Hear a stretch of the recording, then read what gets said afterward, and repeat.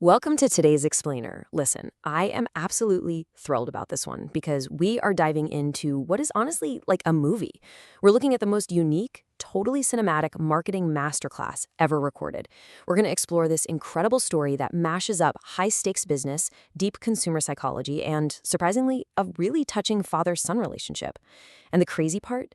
It all unfolds in the absolute last place you'd expect. So, get comfortable and let's set the stage.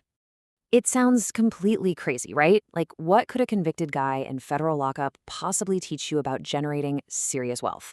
Well, as it turns out, absolutely everything. We're going to unpack how the single greatest guide to direct response marketing in history wasn't drafted in some slick corporate boardroom or a fancy ad agency in New York. Nope. It was written by a man sitting in a minimum security federal prison camp back in the 1980s.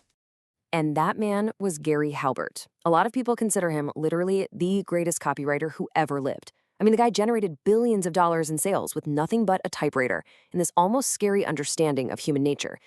But in 1984, he found himself locked up. And instead of just sitting there wallowing in it, he used that time to write a daily letter to his teenage son, Bond. He basically decided to pass down his ultimate, closely guarded secrets of persuasion. Chapter 1, Letters from a Federal Prison. Okay, let's dive into this. Understanding the context of these letters is absolutely crucial to grasping their raw power. In the 80s, Gary was literally at the top of his game before a business dispute landed him a mail fraud conviction. But here's the big takeaway. When he started writing to Bond in May of '84, he didn't write some boring defensive memoir. He wrote a deeply personal, unapologetically raw guide on how to survive, how to persuade, and how to sell. These letters, now legendary as the Boron Letters, they just strip away all the corporate buzzwords and academic fluff. It's purely what works. Chapter 2, Finding Your Starving Crowd. So before you ever write a single word of marketing, you have to understand the market itself. And I want you to think about this famous thought experiment Gary posed to his son. Imagine you're opening a hamburger stand. What is the single biggest advantage you could possibly ask for to guarantee you succeed? Think about it. Is it having the highest quality organic meat? Is it some secret proprietary sauce? Maybe it's getting the absolute best location in the whole city. Or, maybe it's just having the lowest prices. None of the above. The real answer? A starving crowd. Think about it. If you have a crowd of people who are desperately, intensely hungry, they're going to buy your hamburgers even if the meat is just okay and your stand is in a terrible location. This is Gary's golden law. Most marketers fail completely because they fall in love with their product first and then try to artificially generate a market for it. But your job isn't to create desire. Your job is to find a desperately hungry crowd and just channel their existing desire. But hold on, before you even go looking for that crowd, there's a step 0. Gary really hammered his son about this. You have to build the machine. And by the machine, he meant your physical body. He insisted Bond do an hour of road work, basically running, every single day, eating lean and fasting. Why? Because sluggish bodies write sluggish copy. Writing to persuade people is an exhausting psychological exercise. You're literally transmitting your energy onto paper. If your machine is broken, your output is going to be worthless. You simply have to have a clear mind to transmit that energy. Chapter 3, Surviving the Sorting Process. All right, so your mind is sharp. You've found your starving crowd. How do you actually get your message in front of them? Gary taught Bond how to navigate the brutal reality of the mailbox. Just look at this breakdown. Everyone in the world essentially stands over a trash can and sorts their mail into 2 piles. You've got the A pile, right, that looks personal, letters from friends, things that look important, human. Then you've got the B pile. That's the obvious commercial junk, the glossy brochures, the bulk rate envelopes. The B pile goes straight into the garbage, completely unopened.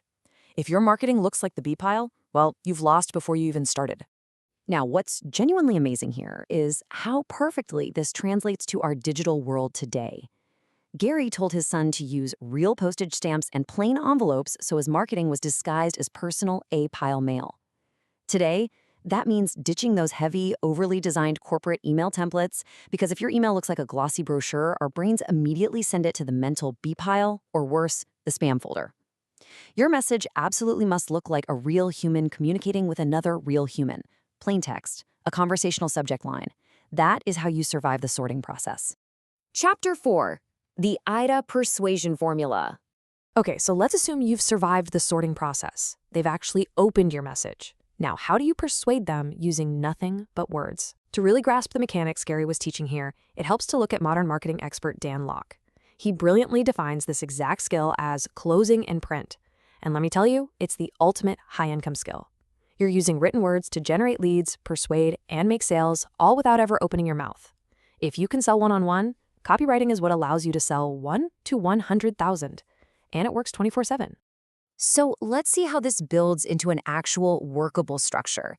Dan Locke outlines these 10 magic building blocks, things like a gripping headline, an irresistible offer, undeniable testimonials, and a sense of real urgency. Gary intuitively knew that if you sequence these blocks correctly, it's like a giant puzzle. You aren't just rambling on the page, you're creating a formulaic, logical sequence for the reader's eye and brain to follow. You are leading them directly down a path. The crucial point is exactly how you sequence those blocks. And Gary taught Bond the classic AIDA formula. AIDA. First, attention. You have to hook them instantly. Gary actually used to attach physical gimmicks, like a literal baggie of sand or a real dollar bill to his letters just to force them to pay attention. Second, interest. Feed them fascinating, highly specific facts.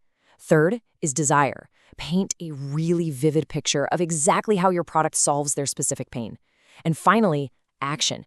You must explicitly tell them what to do right now and why they absolutely cannot wait. You build the tension and then release it in the sale.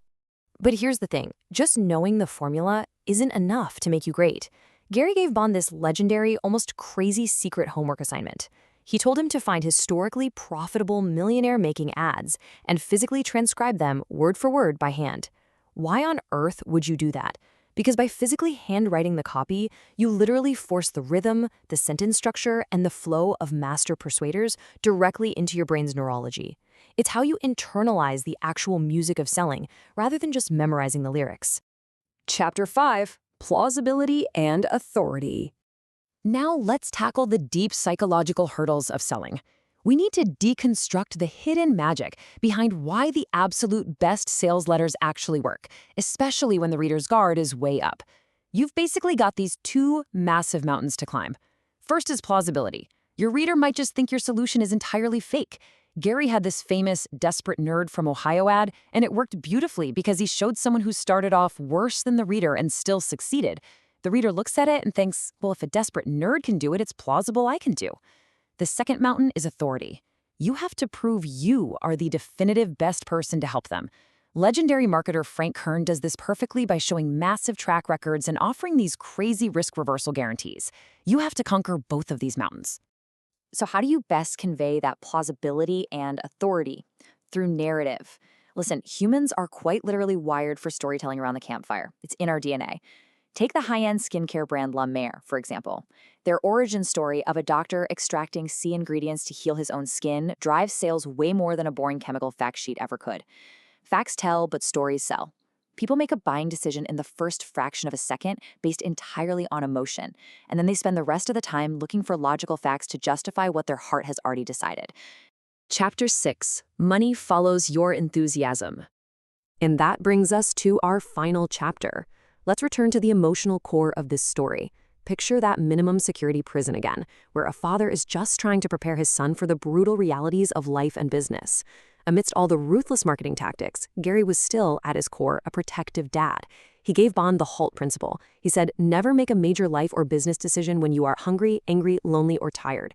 It's such a grounding reminder that we are human first. When you feel emotionally jammed up or like you're about to make a terrible choice, step back. Go do your road work. Go for a run. Take care of the machine first. But perhaps the most profound life lesson Gary sent through that prison mail system was this. Money, especially big money, is most often a byproduct of enthusiasm. He basically told his son, don't just chase the highest paying industry if your heart isn't in it. If you really want to be an architect, don't go sell real estate just for the cash. True wealth, and honestly, the energy required to write compelling copy, comes from getting intensely involved in whatever genuinely excites you the most. The money is where the enthusiasm is. Which leads me to leave you with this final, incredibly powerful question. If everything Gary Halbert taught from behind those prison walls is true, if finding a starving crowd, mastering the A-pile, writing AIDA copy, and building authority are all ultimately just tools, and if the real fuel for all of it is enthusiasm, what are you enthusiastic enough about to sell to the world? Find that passion, apply these timeless direct response secrets, and go build your own legacy. Thank you so much for joining me on this explainer, and I will see you next time.